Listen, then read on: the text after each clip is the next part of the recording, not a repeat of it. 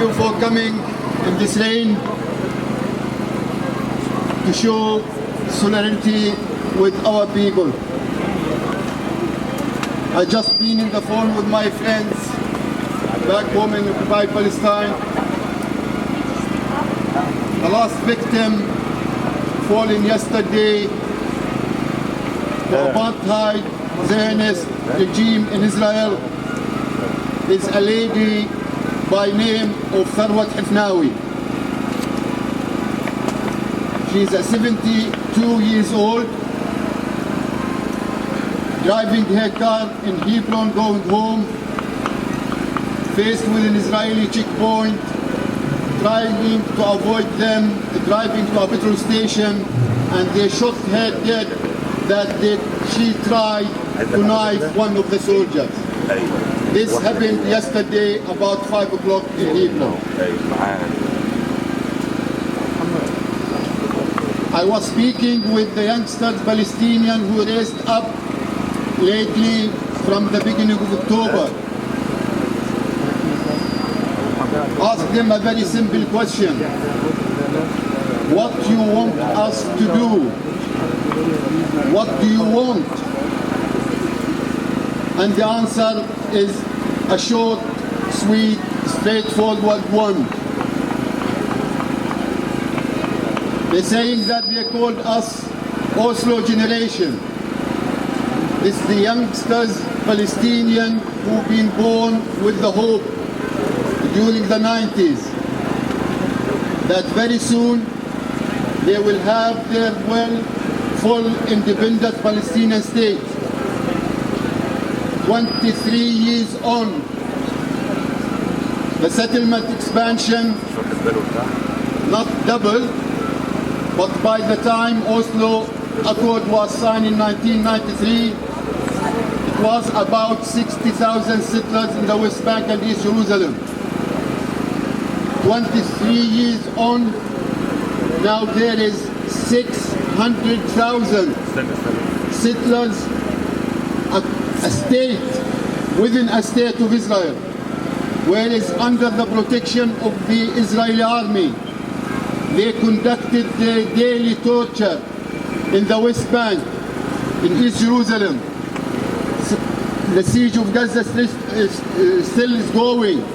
The Palestinians living inside the self-proclaimed only democracy in the Middle East. More than 1.3 million Palestinians living under a full racist regime. So this is the condition where the Zionists and their friends, not only Israel, being Jewish, being Christians, even some Zionist Muslims, they're trying to brush under the carpet the reason of all what's happening in the Middle East, which is the continued occupation of Israel to our homeland, denying us the basic rights according to international law of freedom, right of return, and living in a full independent Palestine. They're trying to sell the lies that what's happening in the Middle East is nothing to do with the Palestinian problem. It's to do with ISIS or Daesh or the Arab Spring or whatever you want to name it. You give me a Where's plastic the bag or something? actual issue?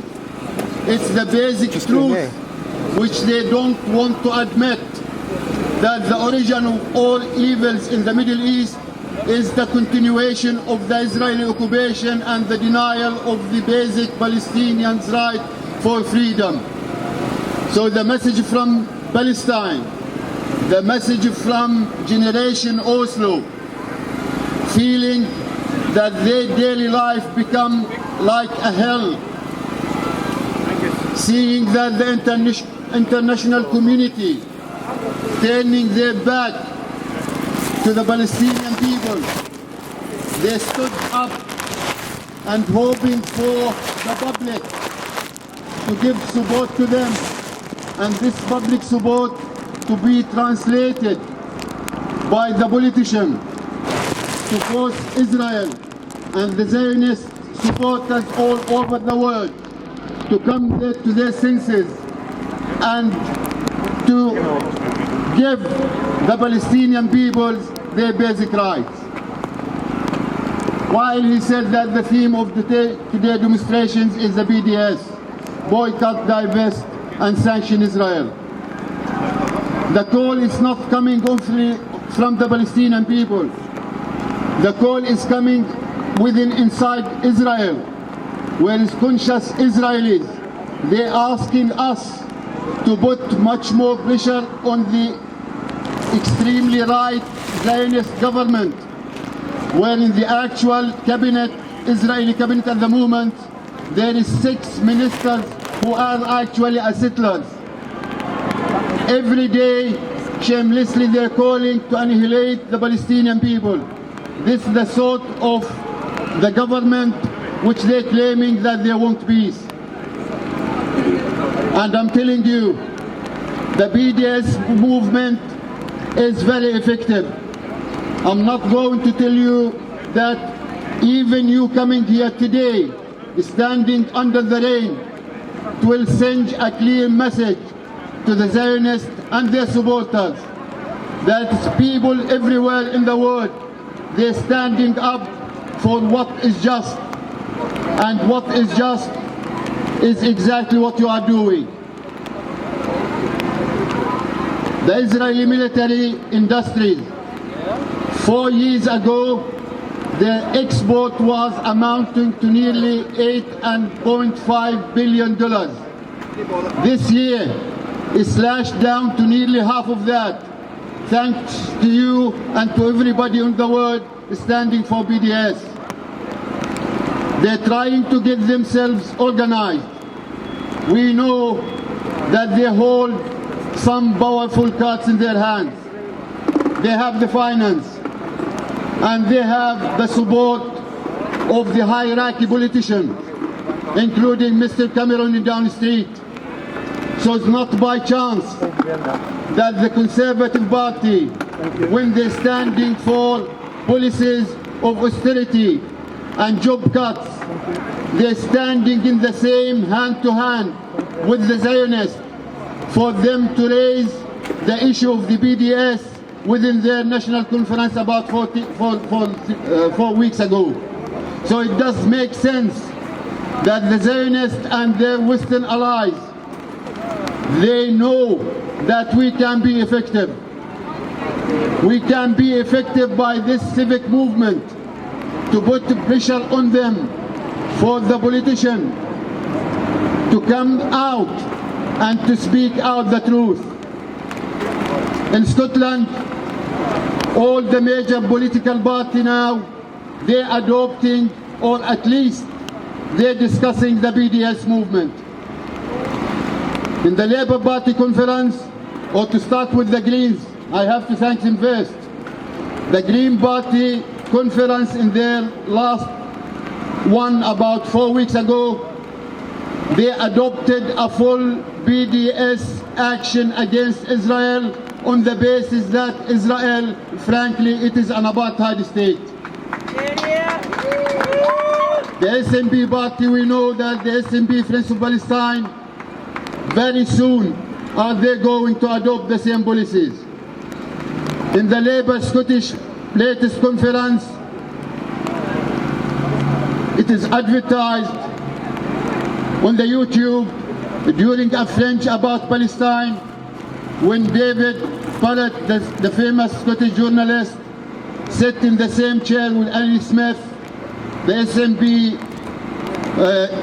Europe parliamentarian, and they declared clearly that the parallel between Israel and South Africa, it is the case to be discussed, and accordingly the same steps which been taken against South African apartheid needed to be adopted here.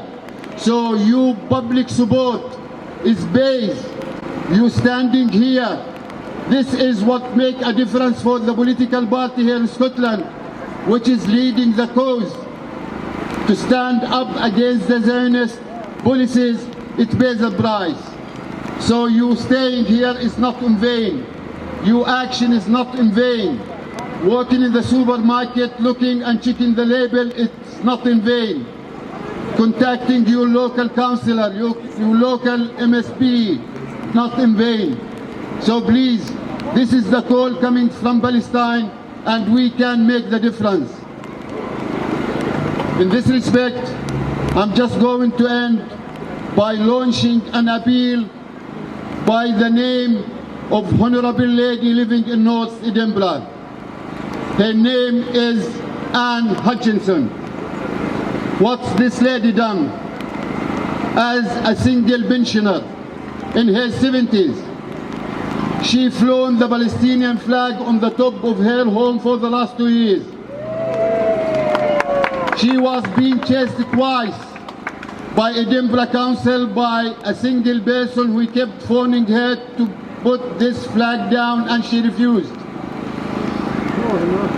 Lately, she got a written confirmation from the council that flying the Palestinian flag is not a crime, and she has the full right to do so.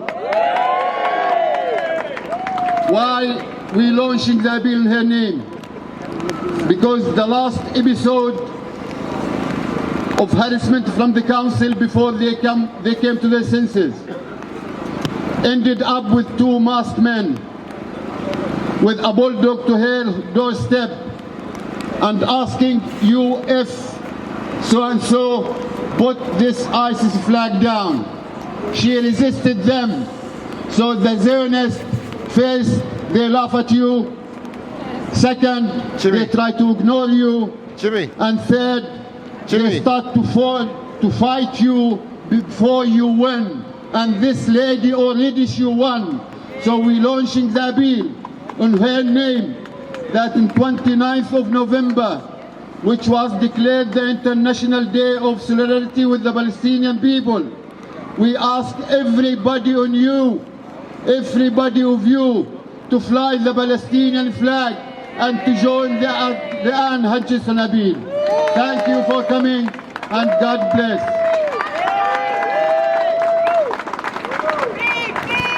The injustice in Palestine, where Palestinians has been suffering systematic discrimination and abuse over 60 years in the form of illegal occupation, war crime and ethnic cleansing.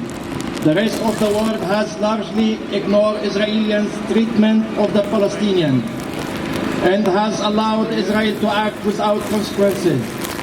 The events in Jerusalem, Hebron and the West Bank in the last months show the level of this desperation that inevitably sprang up Palestinian generation who have known nothing other than conflict.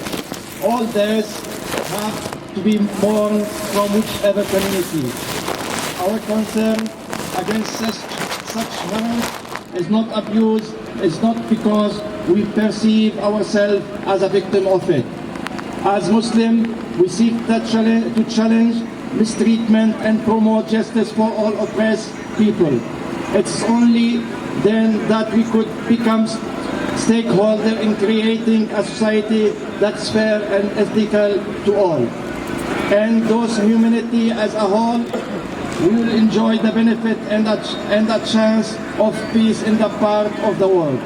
Therefore, we are against any form of racism, supremacism and apartheid.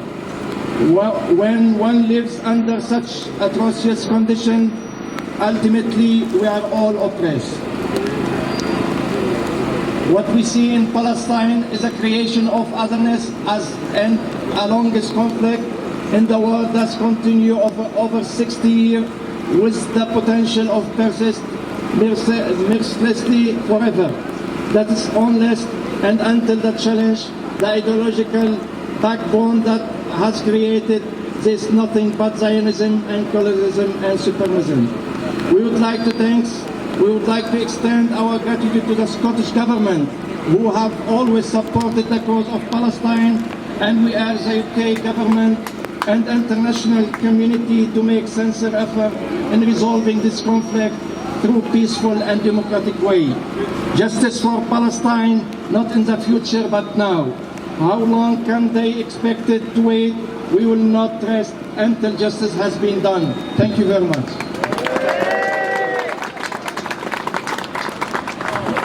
Every attack on Israeli Jews, silence about the attack on Palestinians, utter silence, silence from London, condemning every man or woman or girl with a knife or who was murdered and then a knife planted on them. They are condemned. And the people who murder Palestinians, silence from Washington, silence from London. The complicity of this government with Israeli crimes is deep and broad and persistent and militant. The arms continue to flow.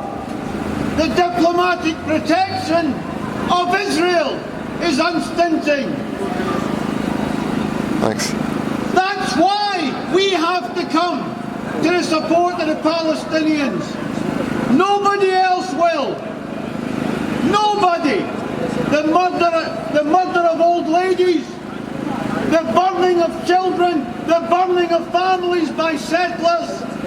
And look, don't think for a second, do not think for a second that these settlers are other than one arm of the Israeli state.